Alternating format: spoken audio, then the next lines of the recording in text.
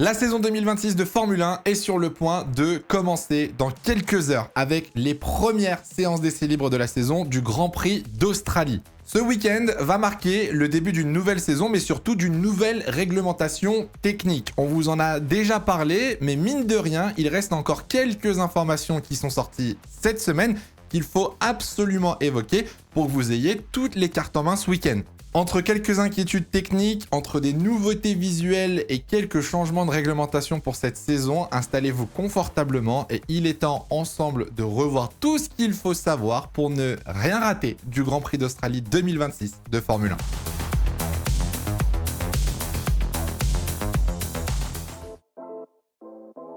Le Grand Prix d'Australie va donc marquer le début d'une nouvelle ère en Formule 1 avec l'introduction des voitures 2026. Alors, le règlement technique, on l'a déjà couvert, on vous en a parlé dans différentes vidéos. Vous savez qu'il y a l'aéro actif, vous savez qu'il y a des nouveaux moteurs hybrides, mais il y a quelques petits changements visibles et invisibles qui vont apparaître ce week-end.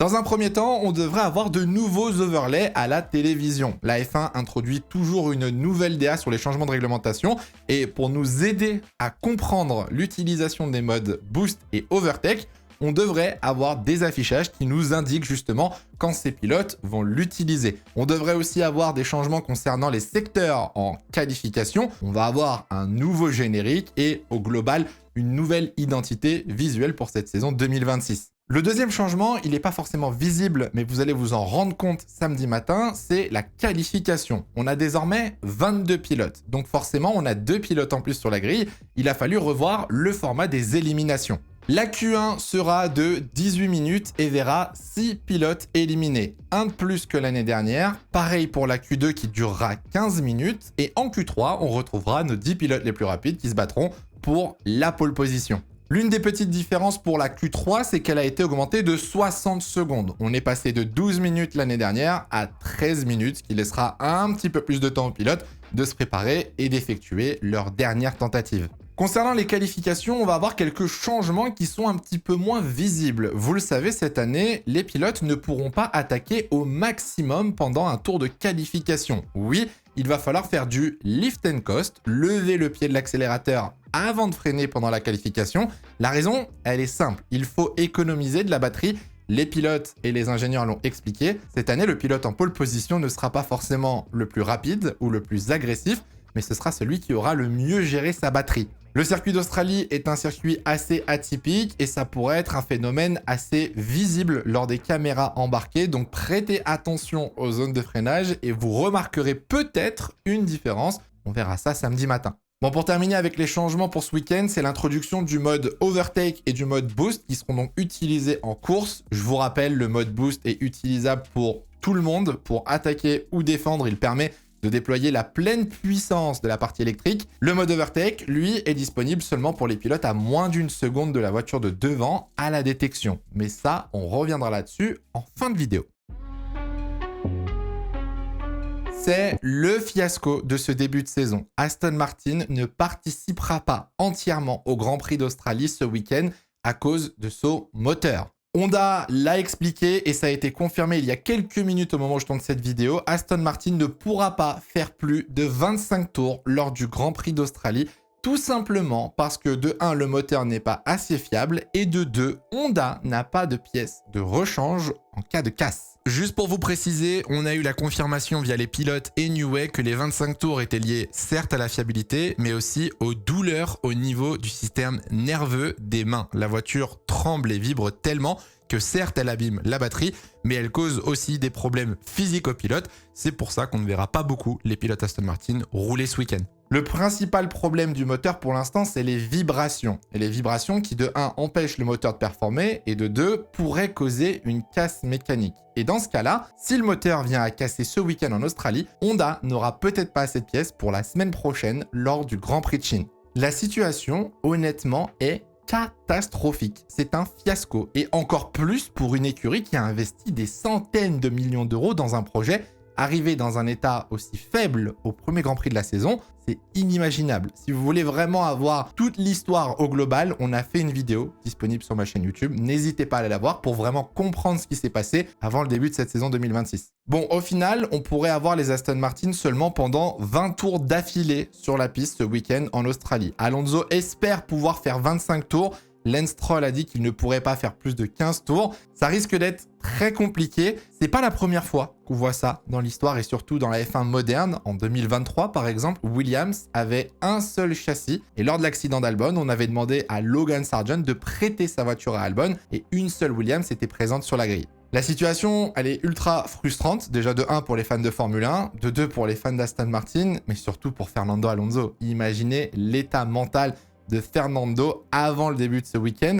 Alors moi, je voudrais quand même rapidement revenir sur un sujet. D'après certaines sources proches de Honda, d'après les insiders japonais, Adrian Newey aurait potentiellement demandé plusieurs fois à Honda des modifications tardives dans le développement du moteur. On aurait demandé à Honda de refaire le design, de refaire certaines pièces, de retravailler sur certaines données, et lorsque le moteur a été délivré à Aston Martin, c'est au même moment qu'Adrian Newey s'est rendu compte que la soufflerie et les résultats à l'usine n'étaient pas bons et donc que la corrélation avec le moteur n'était pas bonne non plus. Bien évidemment, même si ces informations sont très probables, il faut les prendre avec des pincettes. On parle quand même de sources journalistiques très proches de Honda, mais je serais pas étonné d'entendre ça, vu qu'Aston Martin, de son côté, ont eux totalement raté la boîte de vitesse. Le scénario annoncé pour Aston ce week-end est donc le tour de formation, quelques tours en course pour essayer de juger la performance, mais très rapidement rentrer les deux voitures au stand pour préserver les moteurs et espérer pouvoir rouler lors du Grand Prix de Chine la semaine prochaine.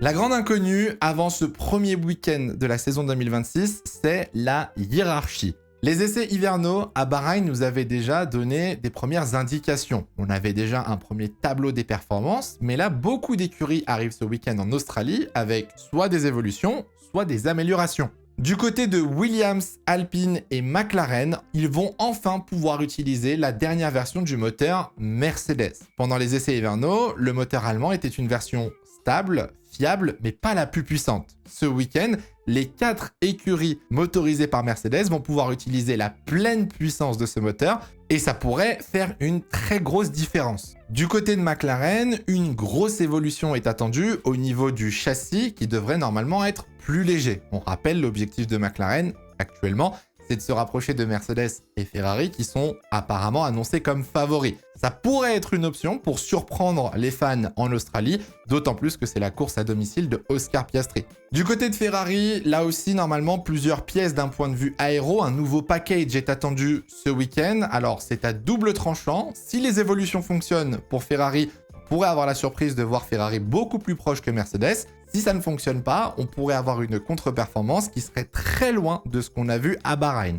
Dans le midfield, énormément d'équipes vont rapporter des pièces spécifiques à l'Australie ou alors des évolutions comme Racing Bulls normalement ou même Aston Martin qui devait ramener des nouvelles pièces sur sa voiture. Pas sûr qu'on voit la voiture du coup si elle reste au garage ce week-end, mais sait-on jamais. Toutes ces évolutions vont peut-être légèrement bousculer la hiérarchie et on pourrait peut-être avoir des surprises ce week-end. Je tiens juste à faire un rappel pour ceux qui veulent analyser les séances d'essai. Si vous regardez la FP1, FP2 et FP3, n'oubliez pas que la FP1 sert à tester les pièces et régler la voiture. La FP2, là pour le coup, sert pour les simulations de course et la dégradation des pneus. Et la FP3 en général est utilisée pour préparer la qualification. Si vous voyez une Alpine, une Williams, une Aston, je rigole, mais si vous voyez une voiture qui n'est pas censée être dans les premières positions en FP1, n'imaginez pas que cette voiture va jouer la pole et la victoire ce week-end. Essayez d'aller creuser en FP2 dans le rythme de course, dans la dégradation et dans les data GPS et attendez du coup samedi matin pour vraiment avoir une idée de quelle voiture pourra jouer la pole position.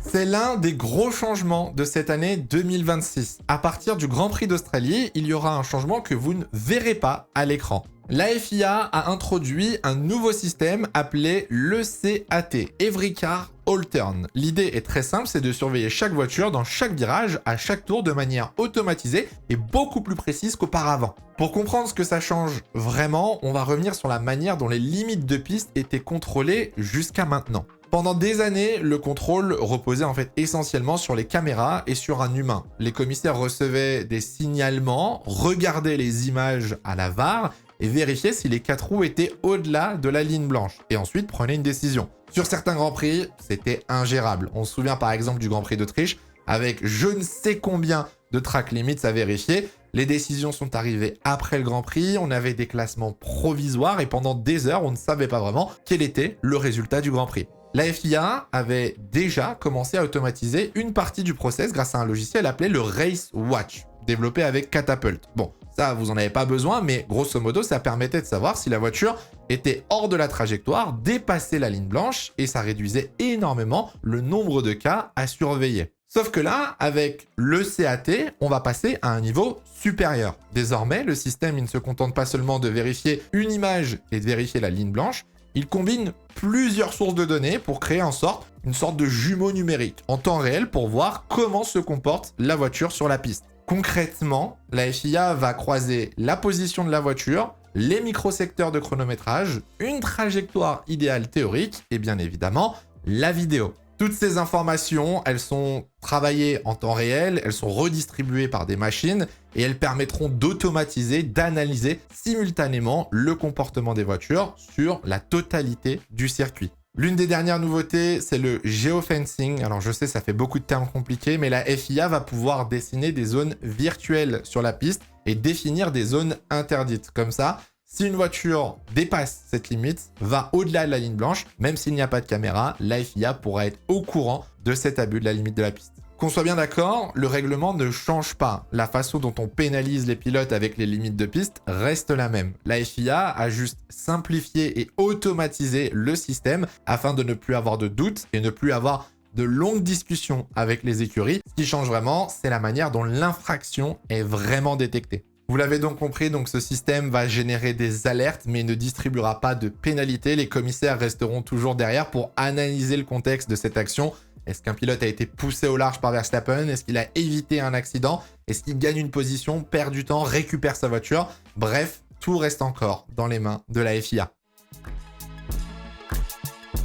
Pour terminer cette vidéo, on va forcément parler du Grand Prix d'Australie 2026. Vous m'avez posé énormément de questions. On va d'abord commencer par parler du circuit et des zones définies par la FIA ce week-end. C'est l'introduction de l'aéro-actif ce week-end avec 5 zones d'activation sur le circuit à Melbourne. Alors je vous rappelle, ce mode ligne droite sur l'aéro-actif va permettre de baisser l'aileron avant et arrière pour réduire la traînée et augmenter la vitesse de pointe. Concernant le mode dépassement sur la batterie qui est censé remplacer le DRS, la détection se fait dans le dernier virage. Vous pouvez voir que l'activation se fait quelques mètres plus tard. Je vous rappelle que si un pilote est à moins d'une seconde d'une voiture de devant, il peut utiliser le mode dépassement à n'importe quel endroit du circuit jusqu'à revenir à la détection.